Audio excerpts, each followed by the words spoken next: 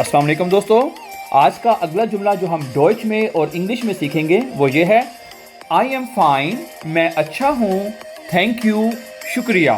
Okay, और इसको आप डॉइच में कैसे कहेंगे?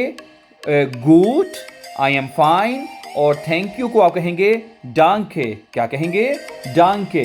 दोबारा सुनिए, आई एम फाइन, मैं अच्छा हूँ, थैंक यू, शुक्रिया। और डॉइच में कैसे कहेंगे?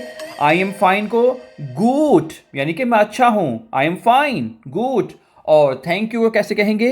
डांके, यानी कि शुक्रिया, आपका शुक्रिया, डांके।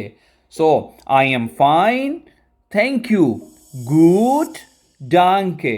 I am fine, thank you. और डॉच में कैसे कहेंगे? गुड, डांके। ठीक है, गुड, डांके। So thank you very much for watching. Before going, don't forget to subscribe. Have a nice time. Take care.